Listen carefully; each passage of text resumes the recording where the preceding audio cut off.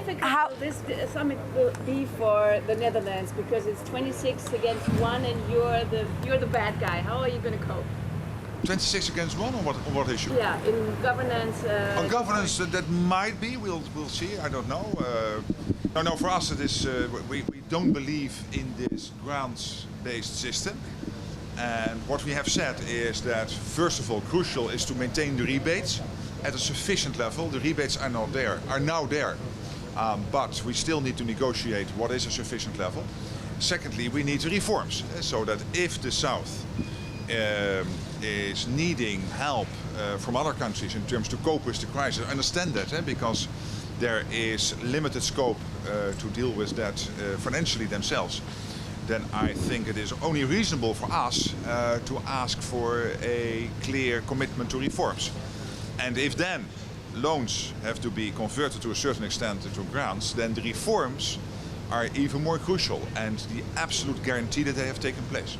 And Mr. Rutte, how are you going to ensure that those reforms actually happen? Because there's been a lot of talk about whether the Council is becoming a troika if they take your proposal. Well, what exactly our proposal is, I hear a lot of rumors, but I'm not going to comment. I keep that to myself, but I'll inform you completely afterwards. And what does a compromise look like? Because Angela Merkel has signaled that she does not want to see the 500 billion euros in grants be watered down. You've said you have a problem with that. So do you think that figure could change ultimately? Well, there are many issues on the table. One, of course, is the mix of grants and loans. Another one is the MFF itself and how to make sure that the net payers are not, at the end of the day, have a position which is much worse than they already have. And of course, there's this issue of the reforms and making sure that the economies become more resilient. And there is a reason for all of this, and that is the fact that we need a strong Europe in an unstable world. Look at what's happening between the US and China, situation in the Middle East, the role Russia is playing. So we need a strong Europe. But a strong Europe also means that countries who are lagging behind in terms of reforms in pensions, labor market, etc., need to step up the game. And going into the summit, you're being presented as almost as a bad guy. It's everyone versus Mark Rutte. Do you think this is fair? Because I guess your feeling is that you're fighting for your taxpayers ultimately. I'm fighting for Europe. A stronger European Union, which is very much in the interest of everybody, including, of course, the Dutch citizens. A strong Europe, which is economically more competitive and can play with confidence a strong role on the world stage. That's what this is. So you disagree with the idea of Mark Rutte? It's all against Mark Rutte at this point? No, I don't. It doesn't feel like that at the moment, no. The Commission says that your push for anonymity in governance, concerning governance, is not in the treaty. So you're pushing for something that is not even there. Well, this is about the technicalities around the governance, and I'm going to tell you about that afterwards. Do you not trust the South that they know how to reform? Like, you want to have your say in how they reform their countries? No, I don't want that.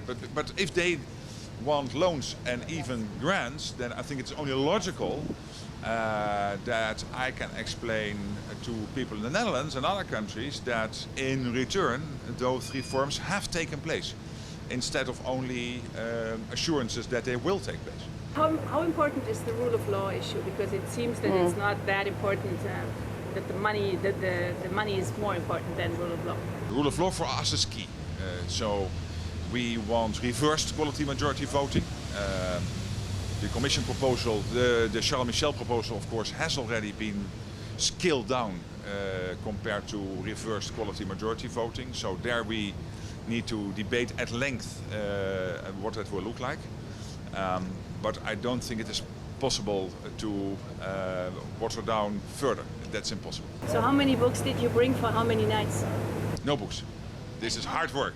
And Mr. Rutte, you're a man of statistics and numbers. You like to look at those. So if you were to give this a probability of a percentage point, how likely is it that we see a deal by Sunday? I would say less than 50%, but let's be hopeful. You never know. Less than 50%? Yeah. Why is that? What's going to change from now to 2 weeks if there's another summit? That's one of the questions which we have to answer. I know. But we could still get to a compromise. I mean, it's still possible.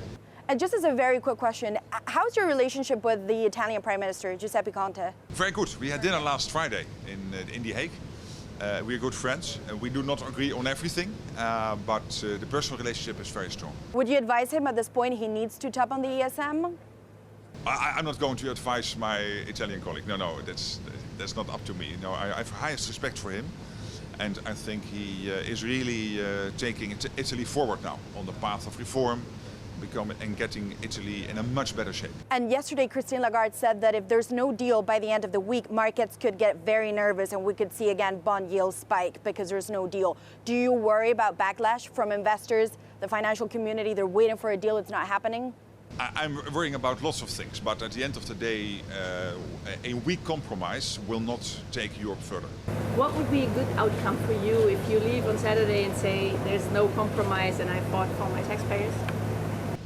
Is that a good outcome? No, obviously not. What's a good outcome for you? A good outcome is an outcome where the net payers will have a position in the multi-annual financial framework which is comparable to the position we had in the last 7 years. That's one.